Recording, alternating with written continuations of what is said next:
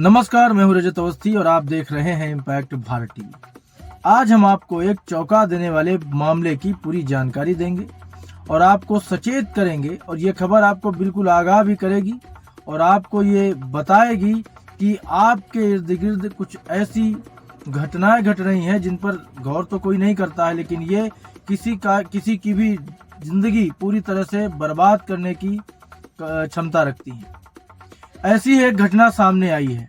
एक वकील जो रेप केस में फंसाती है, एफआईआर करा देती है, बड़े अधिकारियों को प्यार में फंसाती है और उसके बाद धमकी दे करके पैसे वसूलती है। वैसे तो बताया जा रहा है कि एक पूरा गिरोह है और लखनऊ पुलिस ने ऐसे ही एक गिरोह पर, ऐसी ही एक महिला पर एफआईआर दर्ज की है जो बड़े अधिकारियों को फंसाती है, उन पर झूठे केस करती है और उनसे पैसे वसूलती है धमकी देकर। तो मामला पूरा क्या है, आपको हम ये पूरी डिटेल, पूरी जानकारी देने जा रहे हैं। तो आप आखिर तक बने रहिएगा और देखिएगा कि किस तरह से जिन कानूनों को बनाया गया था महिलाओं की सुरक्षा के लिए, उन्हीं कानूनों का इस्तेमाल कैसे वो अपने धोखाधड़ी जैसे बड़े अपराधों को अंजाम देने के लिए कर रही हैं। ये बड़ी खबर है और ऐसे अनगिनत केस रोज हो रहे हैं जिनकी कोई गिनती नहीं है, क्योंकि सामने जो व्यक्ति है उसकी कोई सुनता ही नहीं है, क्योंकि वो महिला है तो हमेशा सच बोलती है, भले ही वो मामला झूठा हो, कोई नहीं सुनता। लखनऊ में पुलिस ने महिला वकील के खिलाफ ठगी का केस दर्ज किया है। महिला अन्य वकीलों के साथ मिलकर गैंग चलाती है। अब आप समझ लो, वकीलों के साथ मिलकर के महिला गैंग चलाती है। गैंग का सरगना इलाहाबाद कोर्ट में तैनात एक वकील है। महिला एडवोकेट उच्च अधिकारियों को झूठे मुकदमे में फंसाकर पैसे ऐंठती है। मामले का खुलासा bar council of Uttar Pradesh के विपुल खंड स्थित कैंप कार्यालय ने सुनवाई के बाद वहां पर हुआ। गोमती नगर थाने में महिला वकील के खिलाफ केस भी दर्ज किया गया है। बनारस में एपीओ के पद पर तैनात दीपक कुमार लखनऊ के आसियाना में रहते हैं। एडवोकेट शालिनी की शिकायत पर बार काउंसिल ने नोटिस भेजकर उन्हें पेश होने के लिए कहा।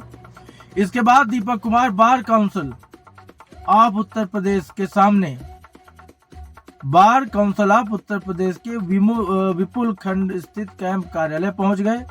उन्होंने बताया कि जनक नगर सहारनपुर की रहने वाली शालिनी शर्मा ने इलाहाबाद हाईकोर्ट में वकील हैं। उसने फर्जी मैरिज सर्टिफिकेट लगाकर मेरे खिलाफ झूठी शिकायत दी है। 2 जनवरी 2001 को मैरिज रजिस्ट्रार सहारनपुर में शादी रजिस्टर्ड होना बताया गया है। आप सोचो, 2001 का है ये फर्जी रजिस्ट्रेशन दिखाया जा रहा है, ये 2001 का है।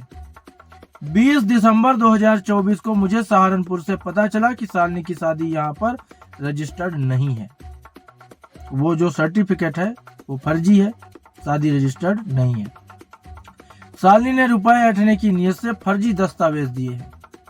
इसके बाद बार काउंसिल ने मामले की जांच करवाई, तब फर्जीवाड़े का खुलासा हो गया। एडवोकेट शालिनी शर्मा उच्च अधिकारियों से संपर्क करती हैं। संपर्क में आने के बाद अलग अलग बहाने से पैसे लेती हैं। पैसे देने से मना करने पर कोर्ट के जरिए रेप के फर्जी मुकदमे दर्ज कराती हैं। इस गैंग को हाई कोर्ट के वकील अशोक कुमार पांडे चलाते हैं। नाम भी खोल रहा है वो पीड़ित। इन्हीं की मदद से ये कोर्ट से आदेश कराती हैं। सहारनपुर निवासी उसका दोस्त वसीम भी गैंग में शामिल है। वसीम का काम मेडिकल बनाने का है। ये झूठे मुकदमे में फंसाकर अधिकारी को ब्लैकमेल करते हैं। अगर अधिकारी दबाव में नहीं आता है तो एफआईआर कर कॉपी उसके विभाग में भेज देते हैं। जब संबंधित अधिकारी परेशान होता है तब उससे ये लोग पैसे भी मांग करते हैं। अधिकारी अपनी नौकरी और इज्जत के साथ समाज के डर से लाखों रुपए देने को तैयार भी हो जाते हैं। अब आपको बताते हैं जो केस इनके द्वारा, जिन केसों को अंजाम दिया गया उनके बारे में थोड़ा बता देते हैं। तो पहला केस, बनारसी बाबू को फंसाया। अब इस पूरी घटना को आप ध्यान से समझिएगा। बनारस एपीओ दीपक कुमार के खिलाफ शालिनी ने जॉर्ज टाउन थाना प्रयागराज में फर्जी मुकदमा दर्ज कराया। मुकदमा दर्ज होने के बाद एडवोकेट अशोक कुमार पांडे संपर्क किया। उसने 10 लाख की डिमांड की।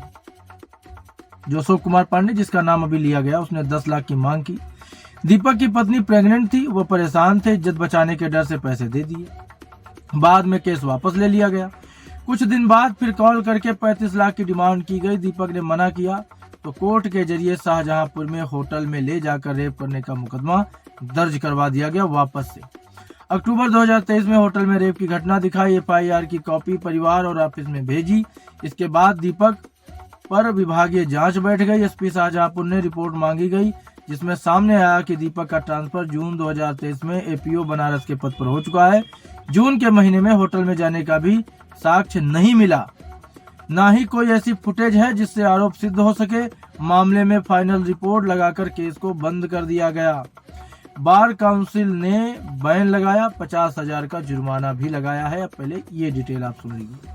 दीपक के खिलाफ सालनी बार काउंसिल में शिकायत दर्ज कराई थी। इसके बाद दीपक ने सबूत देते हुए सालनी पर ब्लैकमेलिंग का आरोप लगाया। जांच के दौरान अनुशासन समिति ने शिकायतकर्ता सालनी पर लगे आरोप सही और दीपक के ऊपर लगे आरोप गलत पाए। इसके बाद सालनी का रजिस्ट्रेशन रद्द करके 50,000 रुपए का उस पर जुर्माना भी लगाया गया। सालनी शर्मा के खिलाफ बनारस और लखनऊ में मुकदमा दर्ज होने के बाद भी वह पुलिस की गिरफ्त से अभी भी दूर है। अब दूसरा केस बताते हैं। सालनी शर्मा ने सहारनपुर के जनकपुरी थाने में साल 2021 में सेना के एक अधिकारी और उसके परिवार के खिलाफ कोर्ट के माध्यम से फर्जी मुकदमा दर्ज करवाया। इस मामले में सालनी और गैंग के लोगों ने अधिकारी की जमीन कब्जा कर ली। अधिकारी अपनी नौकरी बचाने के लिए शांत रहा। आप समझ रहे हो? तो इस खबर को आपके सामने रखने का मेरा उद्देश्य बस इतना है कि बहुत सारे फर्जीवाड़े हो रहे हैं, रोज हो रहे हैं, और बहुत सारे हमारी और आपकी नजरों से दूर हैं, जिनके बारे में हमें और आपको जानकारी ही नहीं होती। लेकिन क्या कोई नियम, कोई कानून, कोई व्यवस्था अगर महिलाओं के सपोर्ट के लिए, उनके ऊपर होने वाले अत्याचार को रोकने के लिए बनाया गया हो, तो क्या उन्हीं की आड़ में इस तरह की गिरोह चलनी चाहिए? सबसे बड़ा मेरा सवाल यह है कि कोई भी महिला किसी के खिलाफ अगर मुकदमा या केस इस तरह का दर्ज कराती है, उसके बाद जब वो वापस लेती है केस को, तो संबंधित विभाग या कोर्ट इसकी इजाजत क्यों देता है? क्या इसमें कुछ संशोधन होना चाहिए? यह हमारा आग्रह है कि आपने इतना बड़ा किसी के खिलाफ केस दर्ज कराया, आरोप लगाया, और उसके बाद आप उसको विड्रॉ कर रहे हो, मतलब कुछ आपका सेटलमेंट हुआ है आउट ऑफ द कोर्ट, तो क्या इसे सही माना जाना चाहिए? क्या जब कोई इस तरह का आरोप या केस दर्ज कराता है तो क्या उसकी गहनता से जांच नहीं होनी चाहिए? और अगर वो वापस लेने की कोशिश करता है तो क्या उस पर कोई कार्रवाई नहीं होनी चाहिए कि अगर आपको वापस ही लेना था तो आपने इतना बड़ा केस क्यों दर्ज कराया? केस दर्ज कराने से वापस लेने के बीच तक जो संबंधित विभाग जांच में जुटा, कार्रवाई में जुटा, उसका खर्च, उसका जो समय बर्बाद हुआ, वो क्या उसके लिए जिम्मेदार वो नहीं है जिसने उस केस को दर्ज कराया है? क्या इन सब चीजों पे संशोधन नहीं होना चाहिए? या इसी तरह से इस तरह के केस होते रहेंगे, इस तरह के मतलब आरोप लगाए जाएंगे, फिर अपना पैसे ऐंठे जाएंगे और विड्रॉ कर दिया जाएगा केस? क्या ये उचित है? क्या इस व्यवस्था में कुछ बदलाव होना चाहिए? और अगर होना चाहिए तो इतना विलंब अब क्यों हो रहा है? हाल ही में एक केस आपने देखा था, एक व्यक्ति ने अपनी ससुराल पक्ष के लोगों से और अपनी पत्नी से परेशान होकर के उसने क्या किया आप सभी को पता है। बड़ा केस वो वायरल हुआ, उसका वीडियो बहुत वायरल हुआ था। लेकिन क्या थोड़े दिन के लिए ही इन सब चीजों पे चर्चा होती है, बाद में लोग भूल जाते हैं? क्या ऐसा होना चाहिए? इसमें कोर्ट को एक अहम भूमिका निभानी चाहिए। ये हमारा आग्रह है कि कम से कम ऐसे मुकदमे जिनमें किसी की पूरे जीवन की रिस्पेक्ट, मान सम्मान, उसकी नौकरी, उसकी प्रतिष्ठा दांव पर लग जाती है, तो उसमें क्या गहनता से जांच होनी चाहिए। और उन केसों को इतनी आसानी से छोड़ देना चाहिए कि सामने वाले ने केस किया तो उस आदमी की धज्जियां उड़ा दी गई, उसके बाद जब सामने वाले ने केस विड्रॉ कर दिया तो बड़ी आराम से उसको छोड़ दिया गया, क्योंकि out of the court settlement हो गया, पैसे का लेन देन हो गया। क्या ऐसी जो घटनाएं हो रही हैं, इनको रोकने का कोई स्थायी तरीका है प्रशासन के पास, शासन के पास, हमारी न्यायपालिका के पास? होना चाहिए, जरूर होना चाहिए। तो इसी सवाल के साथ आज का ये एपिसोड हम यहीं पर समाप्त करेंगे। और एक बड़ी खबर थी जो मैंने आपको बताई है। आप लोग भी सोचिएगा और अपने सुझाव कमेंट में दीजिएगा अगर आप हमारे YouTube चैनल पर आज का मेरा ये एपिसोड देख रहे हो तो, कि क्या इन सब चीज़ों में, नियमों में इस थोड़ा सा नज़रिए से बदलाव होना जरूरी है, बदलाव होना चाहिए क्या। मिलते हैं एक और बड़ी खबर के साथ, तब तक आप देखते रहिए इम्पैक्ट भारत टीवी।